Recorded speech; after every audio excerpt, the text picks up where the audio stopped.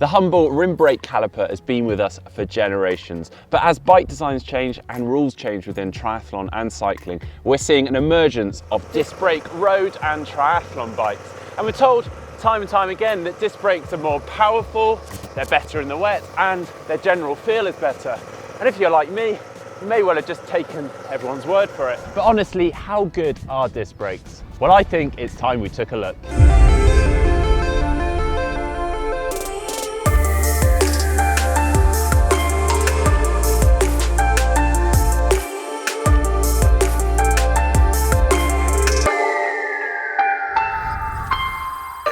So to do this, I've got two bikes with me, one with rim brakes whilst the other has disc brakes. So I've got the BMC Teammachine, which has Shimano Ultegra disc brakes with a mechanical group set.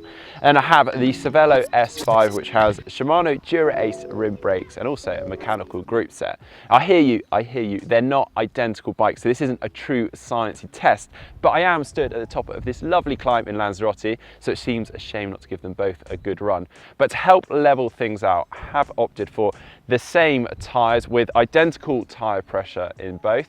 I have almost an identical bike position and setup from bike to bike, and conveniently they're very similar in their weight too.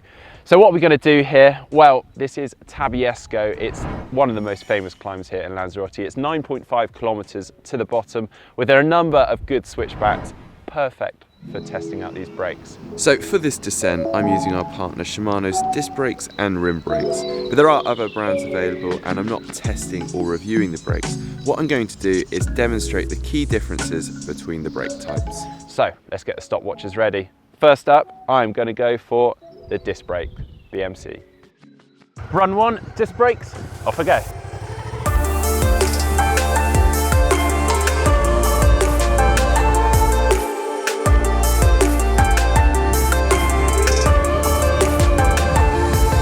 Straight out of the gate, I felt fast, the brakes are responsive, the roads are smooth, the corners sweeping. I was determined to set a good time, and braking later into the corners certainly helps. Okay, that's run one done. I love this climb. That felt really smooth. Yeah, now for run two, just got to work my way back up to the top now. Woo. Next run, rim brakes on the Cervelo. Let's go.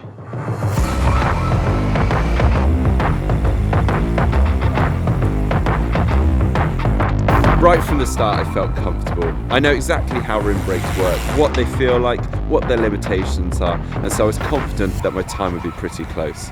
The descent did feel more familiar on this run, and I was happy to push it around corners, maybe a little harder than I did on the last go, but this just means disc brakes will have more to prove.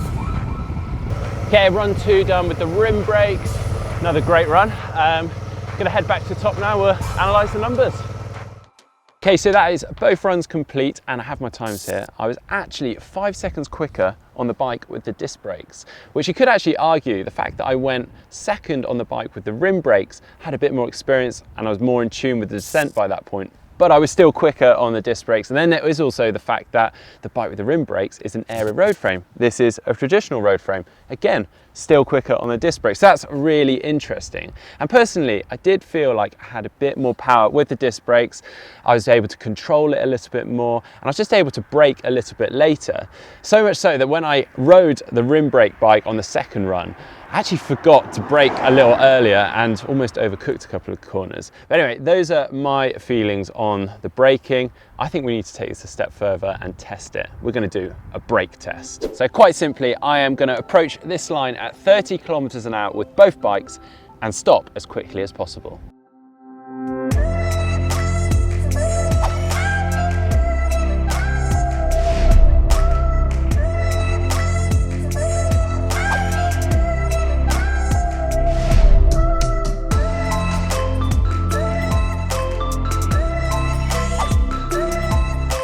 Okay, so I've done 3 runs with the disc brakes.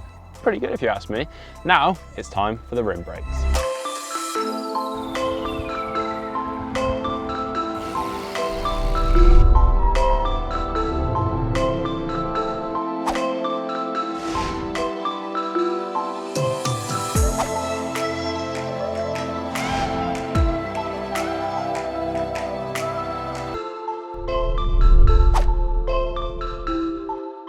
Okay, so as you can see, I got a little bit better on each run, and then my final runs, the winner was the disc brake by about a bike length. Okay, so discs were clearly a little bit better in the dry, but everyone goes on about discs being better in the wet. So I think it's time we get things a little bit wet. Well, not me, just the wheels.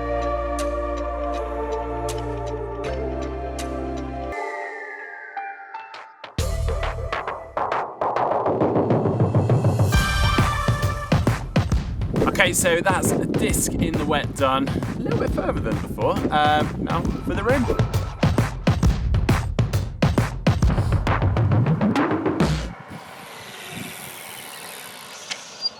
Oof. Right, so that is all my runs done in the wet. We've taken up all the tape but my best runs. So here is my disc in the wet. And now let's take a walk with me here. And here is the rim in the wet. Quite a bit further. It's about 3, maybe even 4 bike lengths, so considerably more than when it's in the dry. And I'm going to put my hands up here. This isn't the fairest test. We are in the mid-teens here in Lanzarote. It's not particularly wet, so we have faked it. The roads are dry, we've made the rims wet. We do displace the water a little bit quicker, so it's not great, but still an obvious difference there. Interesting.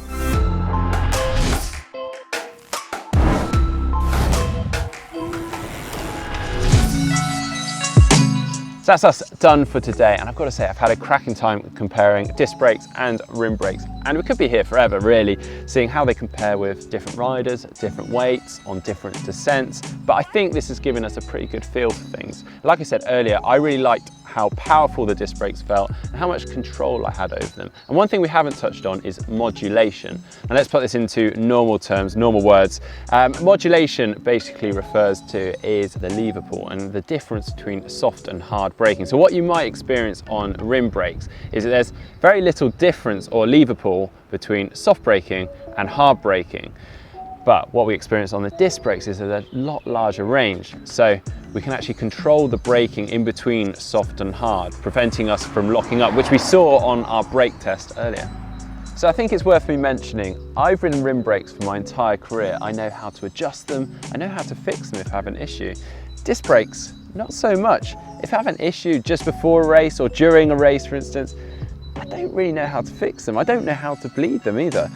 So for that reason, rim brakes are always going to be my old faithful, whereas disc brakes though, they do feel like the rim brakes' cooler younger brother. I feel more aggressive with them, I feel like I can brake later, I feel faster. And I know you're looking to me for an answer, and I'm afraid I just don't have one.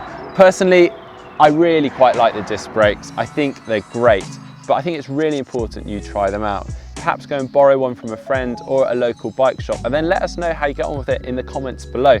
Now, if you like this video, hit that thumbs up button. And if you want to see more videos from GTN, you can click on the globe to subscribe. And if you want to see how to bike like a pro, just click down here.